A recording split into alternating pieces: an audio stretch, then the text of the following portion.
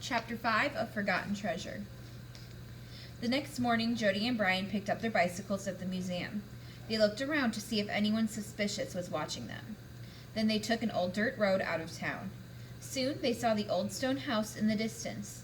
A few more minutes and they arrived in front of it. "Hey Jody," Brian called as he braked. "Did you know it's exactly 2 miles from the museum to this well?"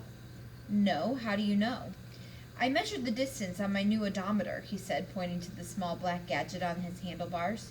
Jody wasn't really interested in Brian's new toy, but he looked at it anyway, just to be nice. Brian described all the features. "When you press this button, it tells you how fast you're going. Press it again, and it becomes a stopwatch." "Cool," Jody said as he untied some tools from the bike rack. The boys walked back around and came to the well. It definitely looked like the same well as the one on the tile. Except now the well was boarded over so no one would fall in. Jody took the crowbar and started to pry off the boards covering the well. "Why don't you start digging around the well," he said to his friend. "I'll see if there's anything in here, and let's be quick in case the thieves show up." "Okay," Brian took a shovel and started poking the earth. It was soft from the spring rains. After several minutes he had dug almost 2 feet deep. "See anything down there?" Brian called over to Jody. Jody dropped a stone into the well. He heard a thud. "At least we know the well's dry," he answered, "but I don't know how we can get down there to see if there's any treasure." Jody felt discouraged. "What do you say to 3 holes in the ground?" Brian asked. Jody wasn't in the mood for one of Brian's dumb riddles. "What?" He took the bait to get it over with as quickly as possible. Well, said Brian with a chuckle. Just as Brian delivered the punchline, his shovel struck something hard with a clang. "What's that?" Jody shouted. Brian dug quickly. Dirt was flying everywhere. "We're rich! We're rich!" he yelled. Jody peered down into the hole Brian had dug. He had something covered in rust. It didn't look like a treasure chest. Brian," Jody said calmly, "I think that's part of an old plow." Brian stopped his frantic digging. He looked at the piece of rusted farm equipment he had unearthed. Then he collapsed in a heap beside it. "I don't believe it," he said. "All that work for nothing." Then Brian's eyes brightened. "Do you think it's an antique? Maybe someone would pay us for it." "I doubt it," Jody said. "Besides, we're not doing this for the money."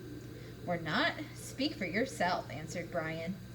"The treasure wouldn't belong to us anyway," reasoned Jody. "It would belong to the museum, just like all of Captain Bracken's other things." Sweat poured off Brian's forehead. He wiped his face with his shirt sleeve.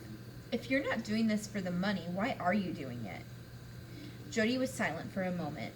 He considered Brian's question. "It made me really mad that the thieves took the diary," he had said seriously. "That diary belonged to all the people in town. It's like they stole it from me personally. I don't want those thieves to get the treasure too, and the only way to stop them is to find it before they do."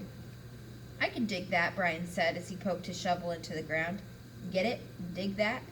Brian listened for a chuckle from Jody, but Jody just mumbled to himself. "What did you say?" Brian asked. He thought his friend was talking to him.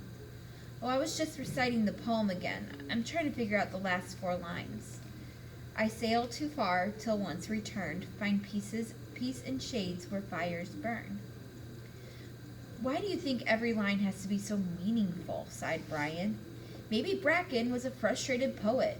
We don't know there's any treasure. It could just be a crazy poem with no meaning." But Jody kept repeating the last lines over and over. Brian was getting bored.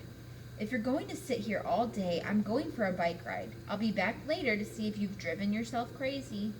Brian swung his leg over his bike. "I'll just bike a few miles. See you later." "Wait," cried Jody, "that's it." "What's it?" Brian asked, confused. "Too far is 2 miles. "I think the sun has got into your brain. You're not making any sense," said Brian. "Yes, I am," answered Jody. "Bracken wrote I sailed too far.